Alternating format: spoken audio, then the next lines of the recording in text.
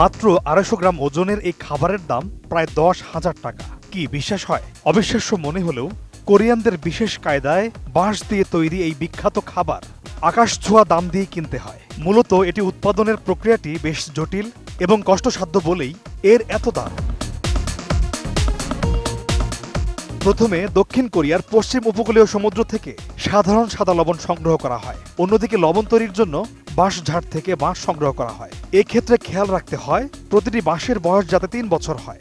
এই ধরনের বাঁশগুলোই এই লবণ প্রক্রিয়াকরণের জন্য উপযুক্ত।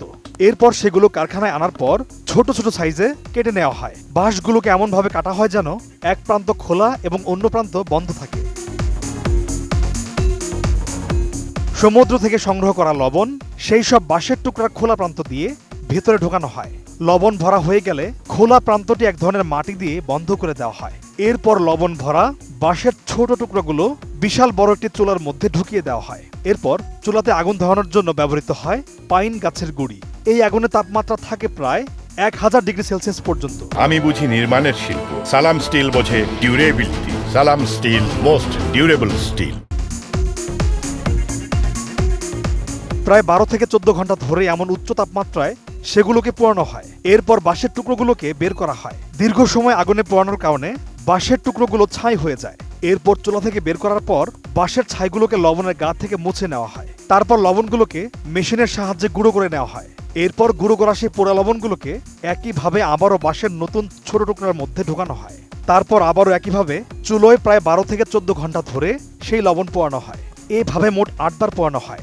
এতবার পোড়ানোর কারণে বাঁশে থাকা খনিজ উপাদান, ঢাকনা হিসেবে মাটিতে থাকা পুষ্টি এবং পাইন গাছে থাকা পুষ্টিকর পদার্থ লবণের সঙ্গে মিশে গিয়ে একাকার হয়ে যায়।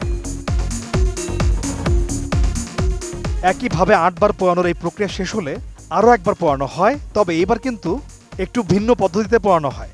নভেম্বর লবণগুলোকে চুলার মধ্যে ১০০০-এর বেশি ডিগ্রি সেলসিয়াস তাপমাত্রায় পোড়াতে হয়। চুলার নিচে একটি লোহার কন্টেইনার রাখা হয়। লবণগুলো এবার আগুনের তাপ পেয়ে গলে চুয়ে চুয়ে লোহার কন্টেইনারে জমা হতে থাকে। এরপর এই গলিত লবণটি ঠান্ডা করার জন্য কয়েকদিন পর্যন্ত রেখে দেওয়া হয়।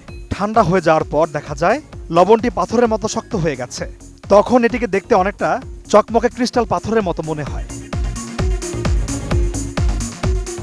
এরপর শ্রমিকেরা বড় আকারের এই লবণের টুকরোকে হাতুড়ি দিয়ে আঘাত করে গুঁড়ো করতে থাকে। গুঁড়ো করতে করতে যখন এটি একেবারেই মিহি হয়ে যায় তখন এটিকে মেশিনের সাহায্যে প্যাকেটজাত করা হয়। এই পুরো প্রক্রিয়াটি সম্পন্ন করতে প্রায় ১ মাসের মতো সময় লেগে যায়। আর এইভাবেই তৈরি হয় পৃথিবীর সবচেয়ে দামি খাবারের মধ্যে অন্যতম বাঁশের লবণ।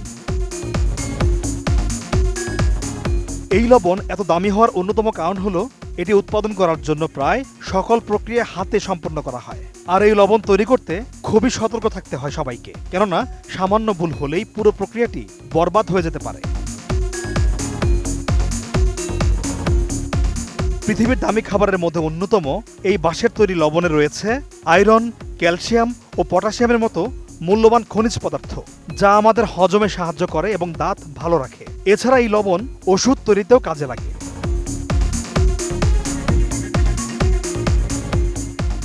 পলাশ খান, এটিএন নিউজ।